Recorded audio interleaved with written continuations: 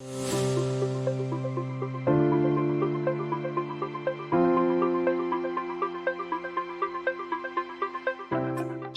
is really obviously governance, risk, and compliance, but this is essentially the cornerstone to having solid governance processes, risk and compliance functions in order to keep companies in compliance with all relevant laws, rules, regulations that apply to them based on their industry and their client base. Corporate social responsibility, that's going beyond just compliance with rules and regulations and focuses really on taking action both at an organizational and individual level. ESG is really the not so new, but newcomer to the GRC space in the last decade or so, with companies of all types and industries focusing on sustainability, the impact the company has on the world, how the company improves the social impact, equality in terms of fair hiring practices, executive pay, and promoting diversity and equality. There's definitely this kind of alphabet soup issue when it comes to ESG, where you've got so many acronyms, so many different meanings. How do you measure it? Such a wide-ranging topic when it comes to risk and value generation that it really does help to kind of stop, take a breath, and think, okay, what is ESG? What are the risks I'm trying to manage for?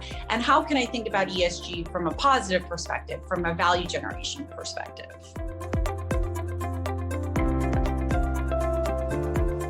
ESG is such a hot topic just based on this past year that we just lived through, right? COVID and the disruptions caused by COVID have put an enormous focus in sort of how can companies do good? How can they be resilient in the face of disruptions? And there's been a lot of data to show that companies that manage ESG risk, are thinking about ESG value generation, happen to be also the most resilient companies. I do think that regulators will be putting in jurisdictions like the United States and others, rules and regulations that are going to drive defined reporting for ESG. Gone are the days really when ESG was just a nice to have or a tertiary risk factor.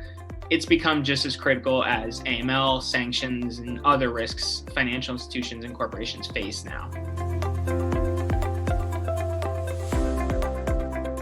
Companies are beginning to take an integrated approach to ESG.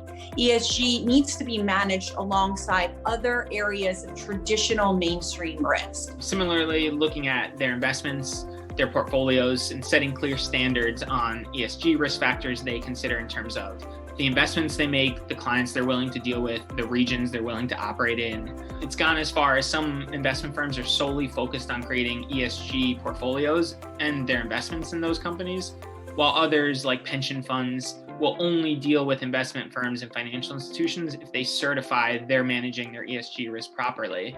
And lastly, it's really creating global policies and procedures and risk appetite statements to really clearly define how organizations are managing ESG risks and what level of risk they're willing to accept in terms of ESG and the associated risk factors. And the ability to get and use this data, by the way, remains a huge challenge for large organizations. The ability to identify relationships in large data sets is now becoming commonplace, right?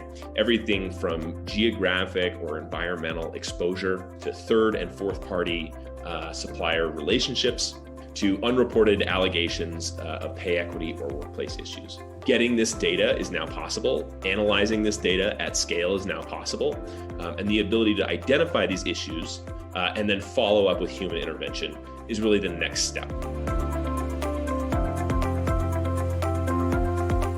Similar to our clients, Exiger's made ESG a core focus of not only the way we do business, but also how we help our clients in integrating ESG as a core component of their business practice and proactively identifying and managing ESG risks. So within our advisory function, we've been assisting our banking and corporate clients with enhancing their compliance programs to address the emerging ESG-related regulatory guidance and recommendations, and things like designing climate risk assessments, enhancing policies and procedures to include risk appetite statements on ESG risks, and helping benchmark against peer institutions in the strength of companies' ESG processes.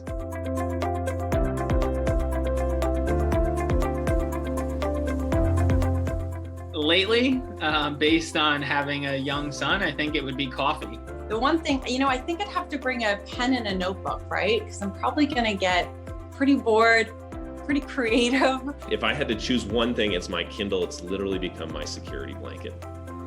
There you go.